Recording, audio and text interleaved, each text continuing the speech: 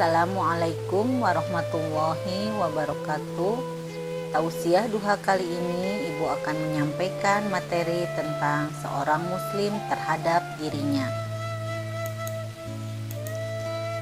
Muslim yang sejati, yang sadar dan yang bijaksana adalah manusia yang seimbang di antara 3 komponen, yaitu fisik, akal, dan ruh. Dia memberikan hak-hak yang dibutuhkan oleh setiap komponen tersebut, tidak berlebih-lebihan antara komponen yang satu dengan komponen lainnya. Keseimbangan di antara 3 komponen itu adalah keseimbangan fisik, akal, dan jiwa. Yang pertama adalah keseimbangan fisik. Dikisahkan pada suatu hari sahabat akan menemui sahabat yang lain, maka Nabi bersabda, "Sesungguhnya kalian akan mendatangi saudara-saudara kalian, maka perbaikilah barang-barang kalian dan baguskanlah pakaian-pakaian kalian, agar dengan itu kalian menjadi terhormat di antara manusia. Sesungguhnya Allah Subhanahu wa Ta'ala tidak menyukai orang yang kotor lagi mengotori dirinya sendiri." Hadis riwayat Abu Dawud dan Hakim dalam kitabnya Al-Mustadrak dengan sanad hasan. Dari hadis ini kita mengetahui bahwa Rasulullah menganjurkan kepada umatnya agar berpenampilan fisik yang menarik dan bersih. Dari aspek fisik, yang pertama yang harus kita perhatikan adalah seimbang dalam makan dan minum. Makan minum bagi seorang muslim diperlukan untuk menegakkan tulang punggungnya, menjaga kondisi kesehatan dan kekuatan dalam aktivitasnya.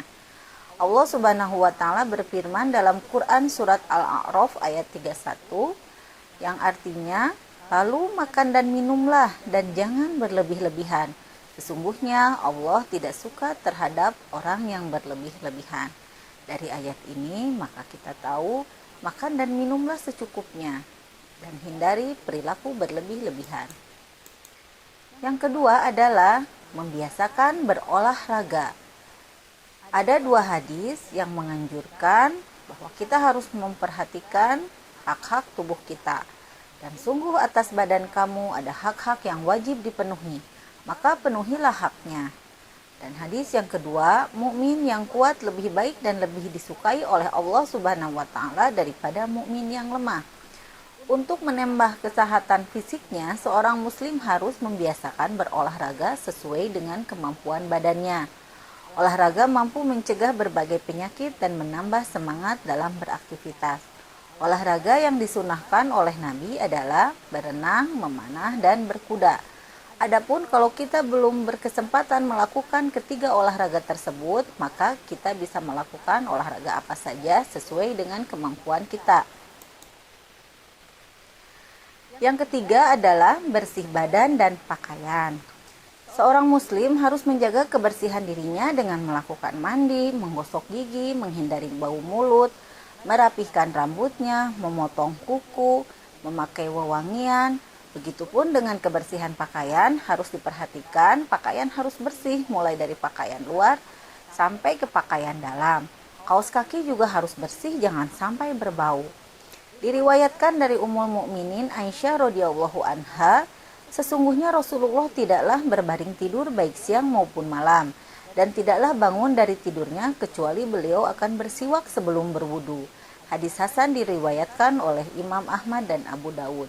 Dari hadis ini Ummul Mukminin bercerita bahwa Rasulullah senantiasa menjaga kesehatan gigi dan senantiasa berwudu sebelum beliau tidur. Jadi mulai sekarang perhatikan kebersihan badan dan pakaian kalian ya. Yang keempat dari aspek fisik adalah berpenampilan baik. Islam tidak membenarkan seseorang yang berpenampilan kotor, lusuh, dan kumuh dengan alasan juhud dan tawadu. Rasulullah adalah contoh utama dalam juhud dan tawadu, tetapi beliau berpenampilan simpatik, bersih, dan wangi di hadapan para sahabat dan keluarganya. Menurut beliau, penampilan yang baik adalah cermin rasa syukur seseorang kepada Allah. Sabda Rasulullah SAW, sesungguhnya Allah Subhanahu wa Ta'ala senang terhadap seseorang yang apabila diberi sebuah kenikmatan, lalu menggunakan nikmat tersebut. Gunakanlah nikmat-nikmat yang kita terima ini dengan berpenampilan yang baik. Aspek yang kedua adalah akal. Akal adalah potensi yang dianugerahkan Allah kepada manusia untuk mendorong lahirnya budi pekerti yang luhur, menghalangi dari keburukan sehingga berhati-hati agar tidak terjerumus pada keburukan. Aspek apa saja yang harus kita lakukan untuk memenuhi akal ini? Yang pertama adalah ilmu pengetahuan bagi seorang muslim adalah kewajiban dan kemuliaan. Seorang muslim meyakini bahwa menjaga akal pikiran dengan mencari ilmu pengetahuan dan membukanya dan menggunakannya untuk membuka nikmat-nikmat yang disediakan Allah di alam semesta adalah sebuah kewajiban.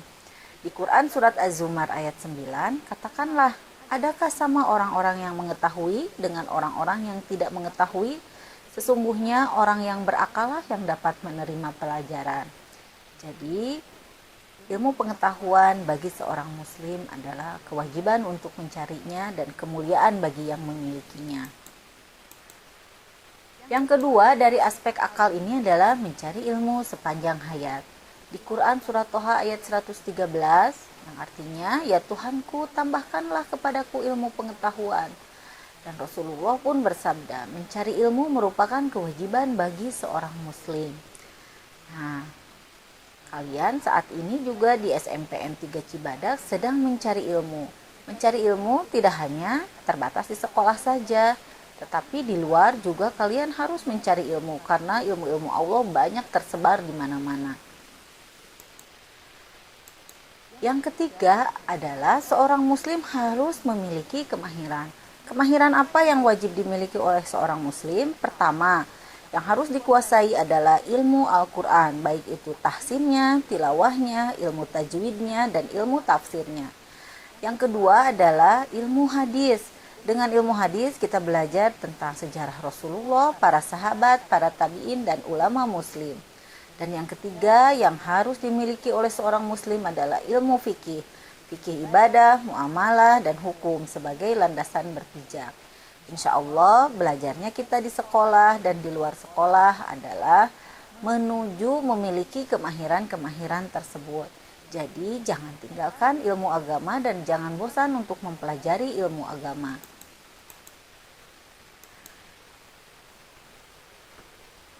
Yang keempat adalah itqon dan pakar di bidangnya.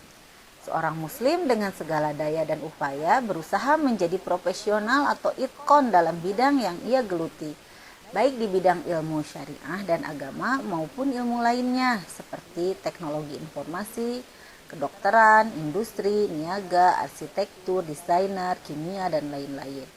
Seorang muslim menguasai disiplin ilmunya masing-masing, senantiasa menambah wawasan tidak hanya dalam bahasa lokal, juga dalam bahasa asing.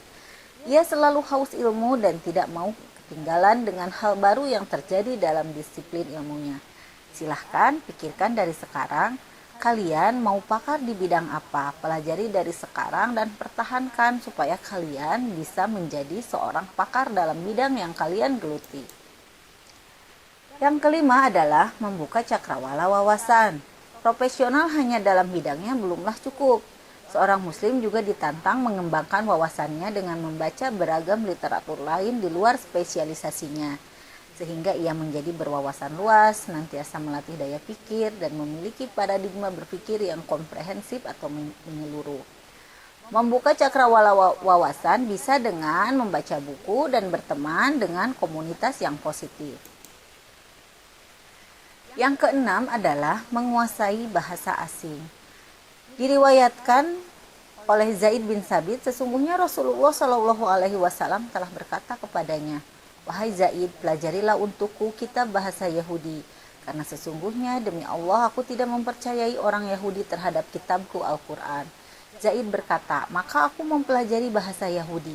dan tidak sampai setengah bulan aku telah pandai dan menguasainya. Aku menulis surat Rasulullah Shallallahu Alaihi Wasallam apabila beliau ingin menulis sesuatu kepada mereka, dan aku membaca surat mereka yang ditujukan kepada Rasulullah. Dalam riwayat lain, Rasulullah Shallallahu Alaihi Wasallam bertanya, apakah kamu mengetahui bahasa Syrianiyah? Karena sesungguhnya datang buku kepadaku dalam bahasa itu. Aku menjawab, aku tidak tahu. Beliau berkata, pelajarilah. Aku pun mempelajarinya. Hadis riwayat Tirmizi, hadis Hasan Sahih.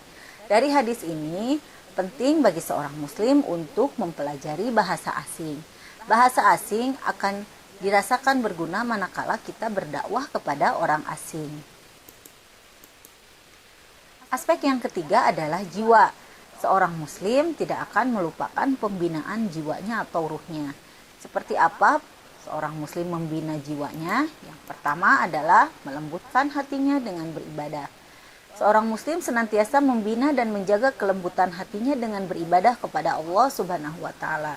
Senantiasa merasa diawasi Allah, mawas diri dan waspada terhadap makar dan bisikan setan. Apabila ia menemui sedikit saja ajakan setan, maka ia akan segera berzikir kepada Allah. Jadi ibadah itu bisa melembutkan hati. Yang kedua, untuk aspek jiwa ini adalah mendekati orang-orang solih dan tempat-tempat keimanan. Seorang muslim dianjurkan untuk cermat dalam mencari teman dekat dan lingkungan yang menambah keimanan, ketakwaan, dan kebaikan. Ia menjauhi teman yang buruk dari golongan manusia, menghindari tempat-tempat keburukan dan maksiat yang menggelapkan jiwa dan menghitamkan hati. So, dari sekarang, pilihlah orang-orang yang akan kalian jadikan sahabat itu adalah dari orang-orang yang solih, yang mengajak kepada kebaikan dan ketakwaan, dan hindari datang ke tempat-tempat yang melakukan maksiat atau keburukan. Yang ketiga adalah memperbanyak zikir dan doa ma'sur. Zikir dan doa menguatkan hati dan mendekatkan hubungan kepada Allah Subhanahu wa taala. Doa-doa maksur yaitu doa yang diajarkan oleh Rasulullah Shallallahu Alaihi Wasallam dari setiap amal dan aktivitas. Seperti kita sudah tahu, dalam Islam mulai dari bangun tidur sampai tidur lagi ada beragam doa yang Rasulullah ajarkan. Dengan melantunkan doa-doa yang diajarkan Rasulullah, hati akan dekat dengan Allah, dirinya akan bersih dan kualitas ruhnya akan meningkat. Demikianlah materi ini Ibu sampaikan, semoga bermanfaat dan kita bisa menjadi pribadi muslim yang baik di hadapan Allah juga di hadapan manusia. Terima kasih atas perhatiannya. Wabillahi taufiq wal hidayah. Wassalamualaikum warahmatullahi wabarakatuh.